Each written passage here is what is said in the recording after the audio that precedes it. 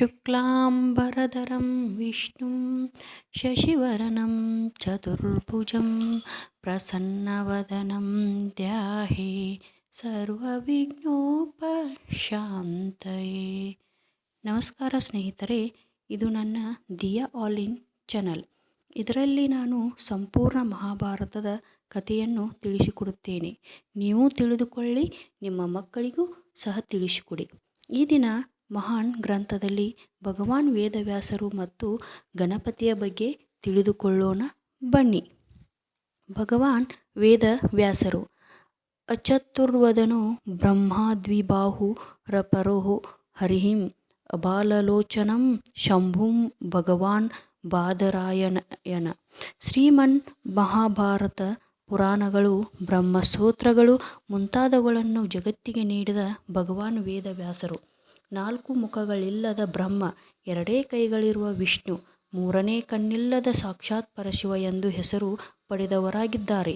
1,00,000 ಶ್ಲೋಕಗಳನ್ನು ಹೊಂದಿರುವ ಬೃಹತ್ ಗ್ರಂಥ ಮಹಾಭಾರತ. ಮಹತ್ವ ಮತ್ತು ವಿಸ್ತಾರ ಇವೆರಡೂ ಇವರಿಂದಾಗಿದೆ. ಈ ಗ್ರಂಥದ ಹೆಸರು ಮಹಾಭಾರತವೆಂದಾಗಿರುವುದು. ಮಹಾಭಾರತಕ್ಕೆ ಮೊದಲು ಜಯವೆಂದು ಹೆಸರಿತ್ತು.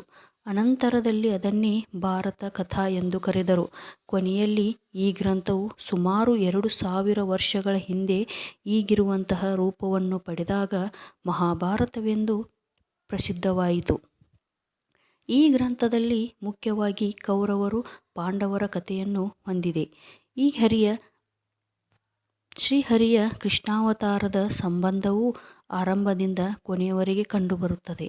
ಭಗವಾನ್ ವೇದವ್ಯಾಸರು ಈ ಮಹಾಗ್ರಂಥದಲ್ಲಿ ಆರಂಭದಲ್ಲಿ ಮೂಲ ಪುರುಷರಾಗಿ ಕಂಡುಬರುತ್ತಾರೆ.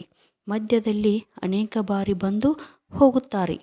ಕೊನೆಗೆ ಕುರುಕ್ಷೇತ್ರ ಯುದ್ಧದ ಕೊನೆಯಲ್ಲಿ ಧರ್ಮರಾಜನ ರಾಜ್ಯವನ್ನು ಸ್ಥಾಪಿಸುವ ಸಮಯದಲ್ಲಿ ಸಹ ಕಂಡುಬರುತ್ತಾರೆ. ವ್ಯಾಸರೆಂದು ಹೆಸರು ಪಡೆದ ಚಿರಂಜೀವಿಗಳಾದ ಸತ್ಯವತಿ ಸುತರಾದ ಬಾದರಾಯಣರು ದಿವ್ಯಜ್ಞಾನಿಗಳು, ಅಸಾಮಾನ್ಯ ಶಕ್ತಿ ಸಂಪನ್ನರು. ಮಹಾಭಾರತ ರಚನೆಯನ್ನು ವ್ಯಾಸರು ಮಾಡುತ್ತಿದ್ದಂತೆ ಶ್ರೀಮನ್ ಮಹಾಗಣಪತಿಯೇ ಅದನ್ನು ಬರೆದನೆಂದು ತಿಳಿದು ಬರುತ್ತದೆ. ನಿರಂತರವಾಗಿ ಹೇಳುತ್ತಾ ಹೋದುದನ್ನು ಗಣಪತಿಯು ಬರೆಯುತ್ತಲಿದ್ದನು ಎಂದು ಮಹಾಭಾರತದ ಈ ರಚನೆಯ ಬಗ್ಗೆ ವಿವರಣೆ ಸಿಗುವುದು.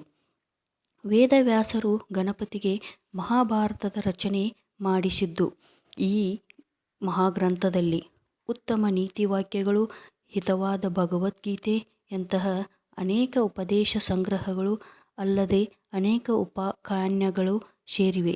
ವೇದವ್ಯಾಸರ ಜೀವನದಿಂದಲೇ ಮಹಾಭಾರತದ ಕಥೆ ಆರಂಭವಾಗುವುದು.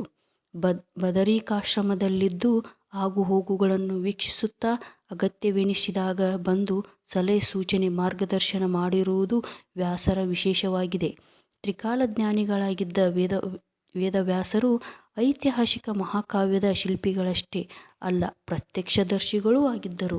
ನಾಳಿನ ಸಂಚಿಕೆಯಲ್ಲಿ ಮಹಾಭಾರತದ ವಿಶೇಷತೆಗಳ ಬಗ್ಗೆ ತಿಳಿದುಕೊಳ್ಳೋಣ. ದಯವಿಟ್ಟು ನಮ್ಮ ದಿಯಾ ಆಲ್ ಇನ್ ಚಾನಲನ್ನು ಸಬ್ಸ್ಕ್ರೈಬ್ ಮಾಡಿ, ಬೆಲ್ ಐಕಾನ್ ಒತ್ತಿ, ಲೈಕ್ ಮಾಡಿ, ಶೇರ್ ಮಾಡಿ, ವೇದವ್ಯಾಸರ ಬಗ್ಗೆ ಕಮೆಂಟ್ ಮಾಡಿ ತಿಳಿಸಿ. Thank you.